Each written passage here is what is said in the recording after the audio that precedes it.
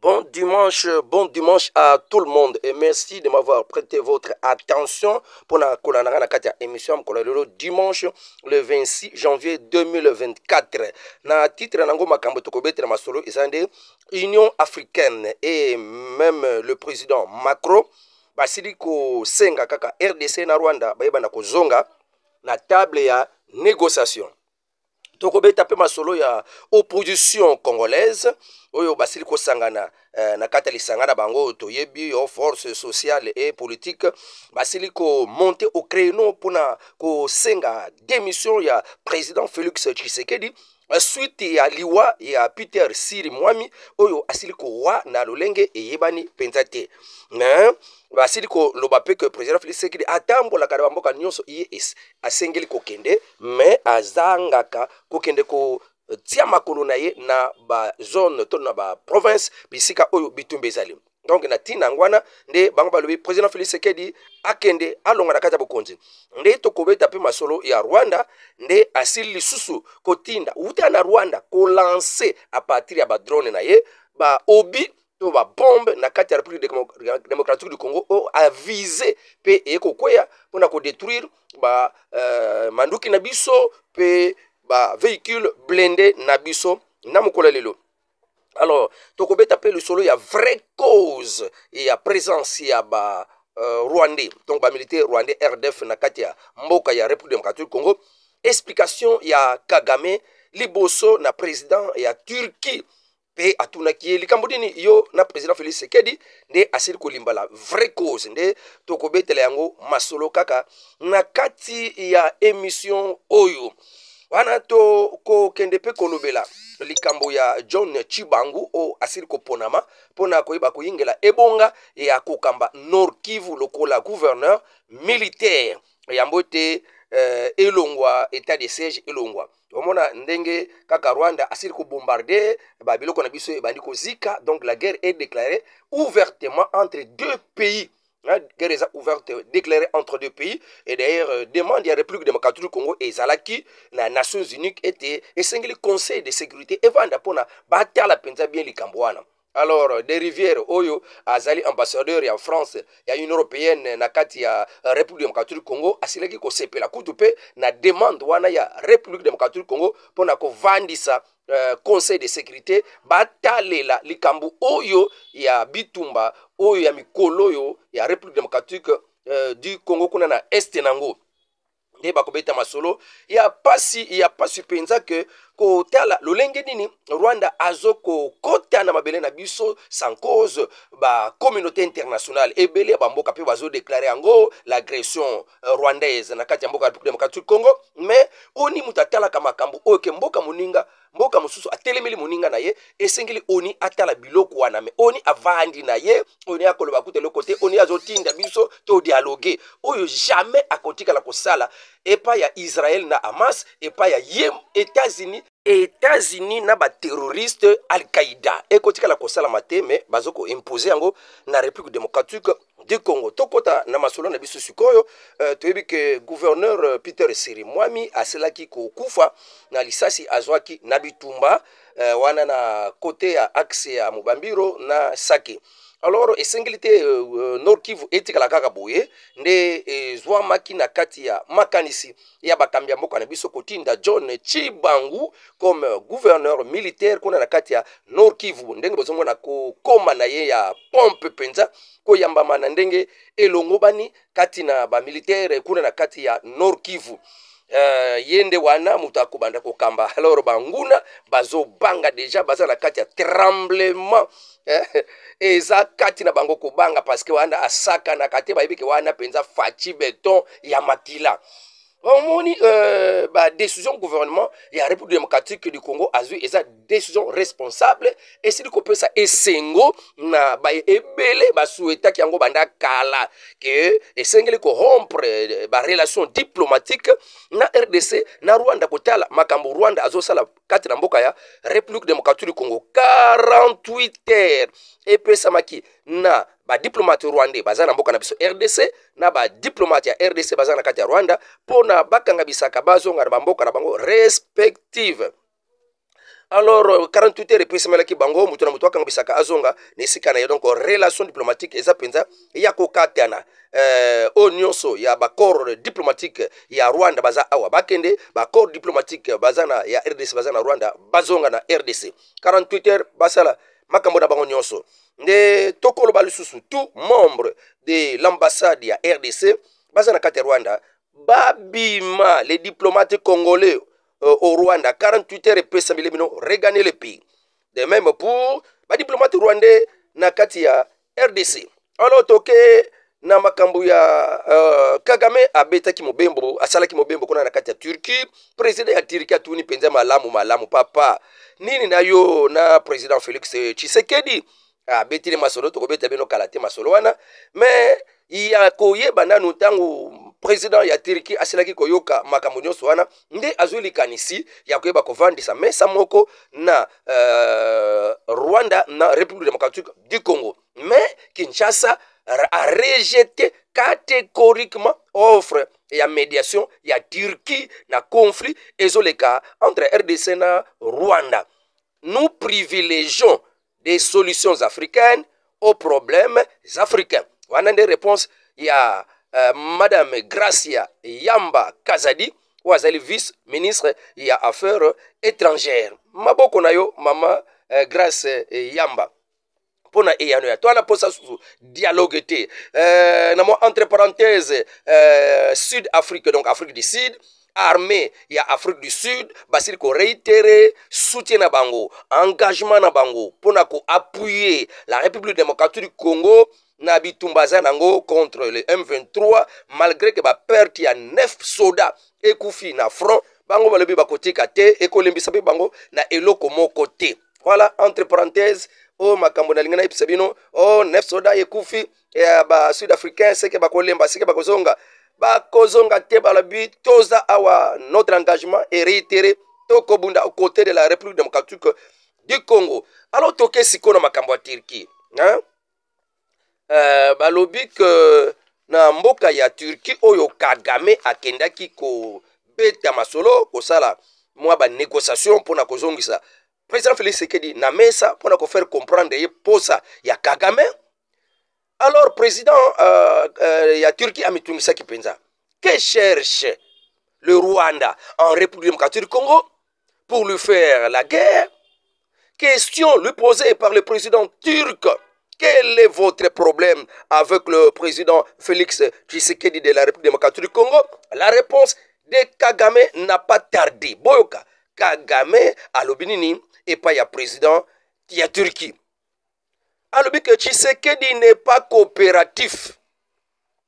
Il arrive au pouvoir, il trouve sur la table un deal que j'avais signé avec son prédécesseur Joseph Kabila Kabange, de verser mensuellement une somme de 60 millions, verser chaque mois une somme de 60 millions de dollars à titre ya dommage d'intérêt pour na ba militaire na ye bayaka kosunga Laurent Désiré Kabila pour na azwa bokonzi na mboka ya République démocratique du Congo. Yo kasiko masolo na ye. Hein? Laurent Désiré Kabila de prendre le pouvoir en République démocratique du Congo. Ah, ça c'est comme des dommages d'intérêt de 60 millions de dollars par mois. Ouais. Mais Tshisekedi bloque dans ces deals. Je devrais prendre aussi l'administration, la commande de Nord Kivu, la province de Sud Kivu, même le contrôle de la défense et de renseignement de ces deux provinces. Mais Tshisekedi dit non. Voilà pourquoi je lui fais la guerre jusqu'à arracher par force ces deux provinces, Nord Kivu et Sud Kivu, car les accords doivent être respectés même s'il n'était pas là, s'il n'était pas même le signataire, mais il a quand même trouvé ces accords sur la table. Voilà, bino bolobaka o Félix Sekedi asala bakor na ba M23 abengisaka bango awa basala soki 14 mois nyonso wana nayebisaka bino ke bango nde bayaka kopresente pa ya président Félix Sekedi bakor o Kagame asala na Kabila. Mais président Félix Sekedi alobi non, ça c'est Kagame qui le déclare. Mais Yokaka Fayoulou, hey, je sais que dit, a vendu le pays, elle a vendu le pays à Kagame. Est-ce que vraiment Fayoulou, a ma kanisi penza, ya ke bon moto, a zakane ba instinct na bongo na ye. Wana makambu ya zoko lobo wana eza pona ko inciter batu na haine ba yina Félix Sekedi pona ba linga ye. Mais to que dans la politique tous les coups sont possibles. Mais eko simba na ngote ba congolais baza député ba yebi ko tala makambo lo lenge nini ezoko leka. Donc président ya tiriki asirike ko yoka makambo na nyonso posa ya Kagame, mais ba makambo o ba opposant ba lobaka o président Félix ateki ezande bango bazana sima Kagame ba lingaka ba yina président Félix Sekedi pona ba tia président mususu oya ko sepela olanda makambo Kabila basinya na Kagame. Voilà un peu la chose. Donc, ce sont des opposants qu'on ne devait pas mettre confiance. Ce sont des opposants qui travaillent en connivence avec Kagame, président de Rwanda. Alors, le président Macron appelle Tshisekedi et Kagame à s'asseoir sur une même table selon le processus de Rwanda pour la paix à l'est de la République démocratique du Congo. Emmanuel Macron appelle Tshisekedi et Kagame au dialogue, condamne même la présence des troupes rwandaises sur le sol congolais. Macron exige le retrait des troupes rwandaises sur le sol congolais. Un message fait depuis hier, samedi le 25 janvier 2025. Alors Macron plaide pour un retour urgent du dialogue selon le processus de Luanda par la bouche de son ambassadeur aussi en République démocratique du Congo, Rémi Maréchal. L'ambassadeur déclare que la France reste aux côtés de la République démocratique du Congo dans cette période difficile en condamnant les atteintes à la souveraineté par les M23 et son soutien extérieur. Alors, tokena nuna masolo wana tola penza commentaire te dialogue jamais dialogue côté kala kosala masusu tolo bina mboka la biso la guerre et la guerre kaka on a presque communiqué mais jamais dialogue côté kala kosala jamais. Nous sommes maintenant à l'étape de la guerre. Alors opposition et sangana ki kona na Nord Kivu pona basa la déclaration pour l'ensama kokufa ya Peter Silman ba sepeli na ngote ba balobi ke en tout cas eza liwa moko eyebani mutu na makorote. Donc kotala makambo ndenge zoleka bango ba condamner le président Félix Sekedi neta zo sundola ne batu bazo kufa pamba kotambola tambola bamboka mususu mais bamboka o eza na conflit azotambola te. On dirait que banda président Félix Sekedi na pouvoir atambola na Nord Kivu te vraiment en tout cas ils ont passé le parlement des jeunes ya opposition ba parti politique mususu bazalaki ya Matata Mpono LGD ya ECDP bazalaki ya etuluku ya batu ba utaki donc na force sociale et politique ya opposition na kati ya Nord Kivu basilaki kosenga depuis mokolo lobi le 25 janvier 2025 na Goma basilaki kosala la déclaration que esengeli président Félix Tshisekedi alongwa. Donc ils ont demandé la démission du président Félix Tshisekedi suite à l'avancée. Il y a M23 qui sont soutenus par le Rwanda. Puis bit yami balé au besoin de la démission du président Félix Tshisekedi pour ne pas se déplacer dans des provinces inquiétées par la guerre, alors qu'il multiplie des voyages à l'étranger, mais à Sundeliba, province Wana. Alors, balobi sous que cause mususu de nombreuses localités, zozo amanango na maboko ba M23 tikino nilima batu ezokufa kolandisama ya Peter Sirimwami oyo kokufa na ye eza penza miraculeux. Eza bona tina te pona bango ke eza négligence ya chef de l'état muto esali ke batu bakende kokufa bongo. Alors na ba cause nyonso wana ba énuméré pona bango a sengeli akufa. Sirimwami a été tué dans des conditions ou circonstances moko obscures qui nous fait des inquiétudes. Mais alors, bango ba bengi population congolaise au sens développé ya patriotisme et ya cohésion nationale na lolenge bakatolika basalaki eloko na bango babengaka yango soki pacte social, pacte pour la paix, oyo fu basangisa bapays nyonso ya Grand Lac mpona baluka kimia na kati ya bapays nyonso ya Grand Lac. Bainitiateur banani Seniko na ECC. Yango wana motu moko ya CCU, je crois parti ya Lambert au Malanga, et asili ko condamner ezali wana yo ko katolika oza musala kote ka lubala nzambe ukomi ko s'engager pour na makambo diplomatie na makambo militaire ya mboka ozu lango ke non avandisa ba militaire wana na avandisa mboka wana bazobunda na avandisa bango yokana la cette diplomatie même militaire eza penza yo kota lango penza en tout cas emonani ke eloko moko eza na se wana lokola yonde ozoko sala ozozo place lokola gouvernement o azana makoki amabilité ya koyeba kobengisa lokola kosalisa ba activité lokola ndengwana pacte pour la paix mais yo katolika ozuli kanishwana na église protestante bosundoli ba église de réveil ba musulman ba église beleza na mboka bosundoli bango bino moko bozuli kanishwana mde batu ba yako edere na ba kanisa na bino ba failu ba dere opposition ya dere po ba kaka eloko moko bon anande eloko na bango basalaki failu alobi adere nango pe azobenga ba mususu ba adere na kati eloko wana o ba katolika basalaki pacte pour la paix, pacte social oyo ekomema pe na kati ba pays ya Grand Lac. Nde alors batu wana bazobenga nde bakota na kati ya nani wana force politique wana mais porte parole ya bitumba ya Nord Kivu na tanduke azalaki alobi que en tout cas Ekenge Sylvain Ekenge alobi la guerre commence seulement maintenant. On ne laisserait pas M23 bakota na kati ya Goma. Le gouvernement militaire a été tué par un sniper rwandais non identifié. Fayulu Ayoka sniper nani Sirimwami akufaki na lisasi eutaki pa ya sniper rwandais non identifié.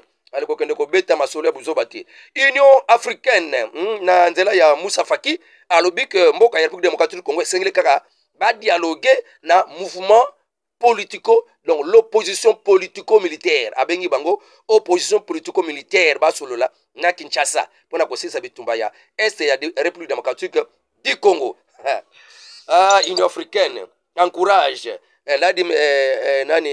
l'administration à Kinshasa Tshisekedi a dialogué avec l'opposition politico-militaire sans pourtant condamner même Babiloko bazosala ko violer ko sala nyonso mabena a condamné angote Moussa Faki.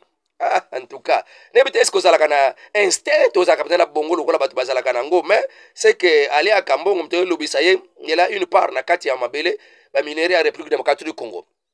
Alors to comme na suka presque pour na makambele loto boy na biso dialogue nyonso bakoyela biso dialogue. On ne veut pas de dialogue Moussa Faki. On ne veut pas de dialogue, on n'a pas de temps. Parce que, pour yo, il faut Rwanda, boma batu, wana olobi. Na kata RDC. Ce qui RDC, il va récupérer la frontière, il va récupérer ma cambo. Allez, oh non, il faut laisser. Tika avion. Anande, bon, mon la qui sir moi, mais.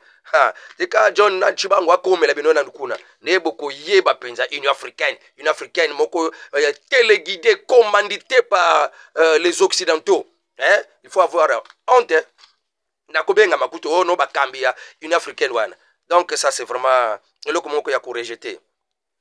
Alors ba déplacer de guerre kuna na kati ya Goma ba wuti na bamboka bipai ba wutaki Minova ba ko tambola kana ba balabala na bifunda na bango na ba koli na bango ya koyeba te to kokende wapi to kobandela wapi to kovandela wapi.